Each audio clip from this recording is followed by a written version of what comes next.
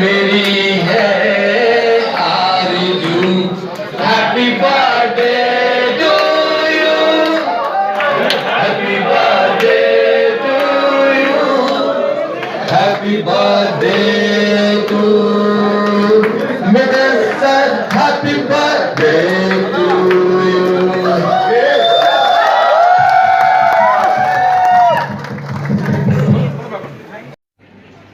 परमात्मा किसी किसी को चुनता है कुछ विशेष रूप से, कुछ बड़ा बदलाव लाने के लिए। हम में से हर एक सक्षम है, हम में से हर एक काबिल है, हम में से हर एक में बहुत कुछ अलग है, पर कहीं ना कहीं किसी को बहुत कुछ अलग कराने के लिए और लोग लाखों नहीं करोड़ों लोगों की जिंदगियों में बदलाव लाने के लिए किसी न किसी रूप में वो पैदा करता है। उसी रूप में हमारे लावेबल सीएमडी, और मैं आप सबके सामने कहना चाहूंगा, मैं पहले से शुरुआत से साथ में हूं, एक भाई के रूप में भी, एक दोस्त के रूप में भी, और कभी कभी एक मेंटर के रूप में, और कभी कभी एक स्पिरिचुअल गुरु के रूप में अलग अलग स्वरूप देखने को मिले इस यात्रा के दौरान।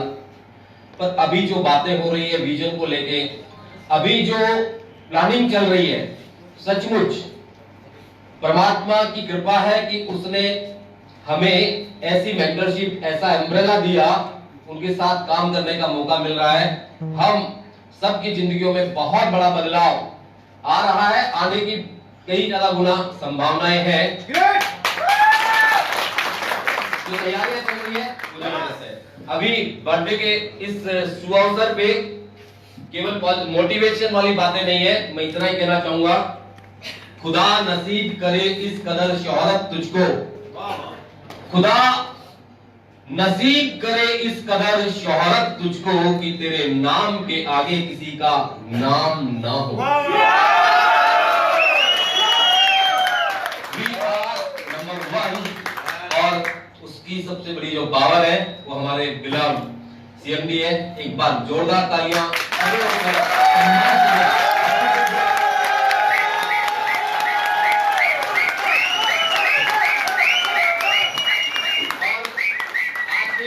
कार्यक्रम को अंजाम देने में सारी की सारी प्लानिंग जो हमारे बिलव जेएमडी अभिषेक भाई की रही, इनके लिए भी जोरदार तालियां।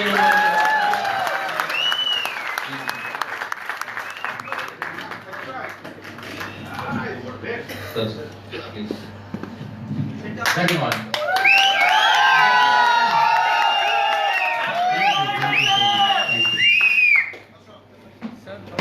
उपेंद्र जी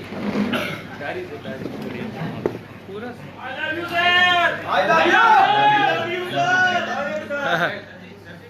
सबसे पहले दिल से बहुत बहुत धन्यवाद आप लोगों का।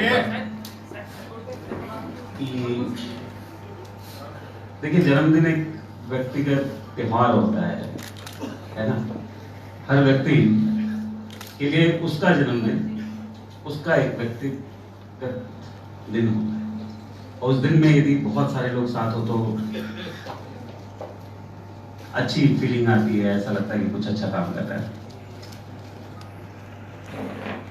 आज ज्ञान देने का मूड नहीं है, फिर भी आप लोग सभी लोग मंदिर जाते होंगे, गुरुद्वारे जाते होंगे, मस्जिद जाते होंगे, चर्च जाते होंगे। आप लोगों ने कुछ कॉमन नोटिस किया है? उसमें कॉमनैलिटी है कि उनकी दीवारें सफेद होती हैं और गुंबदनुमा कुछ होता है जो स्वर्ण का बना होता है। ये हर पूजा के स्थल पे आप कॉमनैलिटी देखेंगे। जो सफेद दीवारें होती है ये आत्मा का प्रतीक है।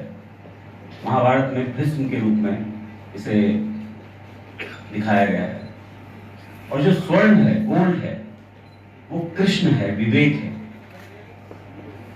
तो हमारा जीवन आत्मा और विवेक का एक बहुत बड़ा कॉम्बिनेशन है। आप देखिएगा महाभारत में भी भीष्म सैया पे लेटे थे बाणों की, और भगवान श्री कृष्ण उनके सिरहाने खड़े थे। वैसे ही आप बुद्धिज्म में देखेंगे कि गौतम बुद्ध एक झूले पे लटके थे और आनंदा जो है उनके सिरहाने खड़े थे। वैसे ही क्रिश्चियनिटी में आप देखेंगे कि जीसस क्राइस्ट को जमीन से ऊपर सूली पे लटकाया गया था और मैरी मैगडलेन उनके साथ खड़ी थी। तो ये आत्मा और विवेक, हम सबका जीवन इसी का कॉम्बिनेशन है।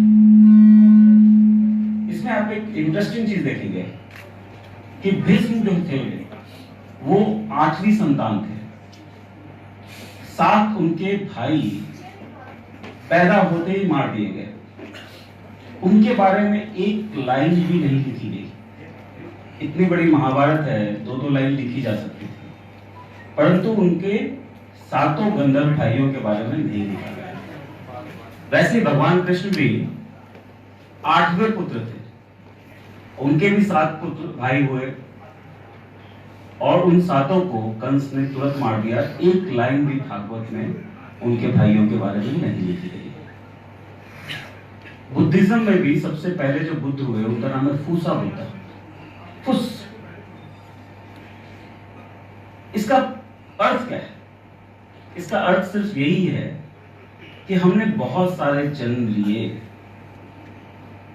परंतु शायद उन जन्मों में हम अपने आप को पहचान नहीं पाए।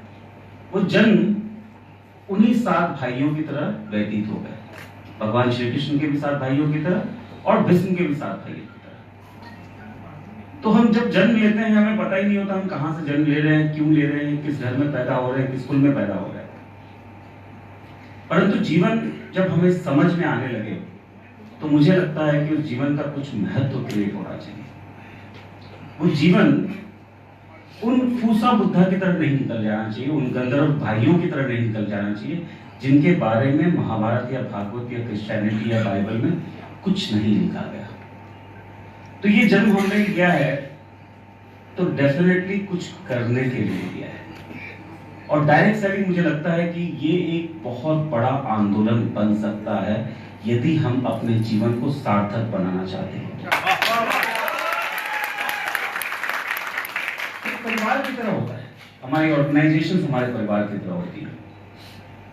इसकी समृद्धि, हमारे परिवार की समृद्धि हमारी जिम्मेदारी होती है। मैंने कई बार शेयर किया है कि भगवान श्री कृष्ण जैसे विवेक का प्रतीक है, इनका सबसे बड़ा दुश्मन शिशुपाल था। हम सब लोग शिशुपाल से घिरे हैं, सबकी जिम्मेदारियां हैं, सबका परिवार है, सबके खर्चे हैं। ये जो खर्चे हैं यही शिशुपाल है। ऐसे खर्च जिसको हम कॉम्प्रोमाइज नहीं कर सकते, बच्चों की फीस, घर का भाड़ा, इस टाइप के खर्च हमें शिशुपाल की तरफ बांधे रखते हैं। आरएमसीएल में हमारी पूरी कोशिश रहती है कि हमसे जुड़ने वाला व्यक्ति शिशुपाल के बंधन में ना रहे, शिशुपाल की हत्या हो जाए। क्या बात है। हमेशा हम फोकस करते रहते हैं कि आपकी ग्रोथ, आपकी समृद्धि तेजी से हो। परंतु भगवान श्री कृष्ण का एक और दुश्मन था, उसका नाम था जरासंध। जरासंध का मतलब है संशय। और भगवान श्री कृष्ण जरासंध को नहीं मार पाते थे, उन्हें मारने के लिए भीम की आवश्यकता हुई। तो आपको संशय स्वयं को मारना पड़ेगा। यहाँ बैठे सभी लोग, आपकी टॉप लीडरशिप, कंपनी का मैनेजमेंट, शिशुपाल को हत्या करने में काम लग सकता है। जरासंध की हत्या आपको स्वयं करनी होगी। और ये जीवन सभी का सफल बने, उसके लिए जरूरत है कि हम अपने आप को पहचानें।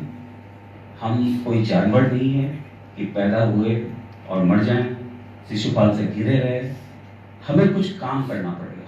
हमें अपनी जिम्मेदारियों से जल्दी मुक्ति पानी पड़ेगी। उसके लिए समृद्धि बहुत आवश्यक है, समृद्धि के साथ जिम्मेदारी बहुत आवश्यक है।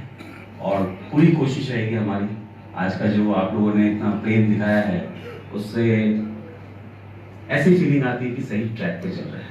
तो बहुत बहुत धन्यवाद आपको, थैंक यू। आरएमसीएल के लिए बड़ा महत्वपूर्ण दिन है। मेगा से मेगा सेल डे भी रखा हुआ है आप लोग। Yes, and best of luck. कुछ अभी ऑडी विनर हैं कुछ यहाँ पे, उनका एक सर प्रेजेंटेशन करेंगे ऑडी की चाबी के साथ में।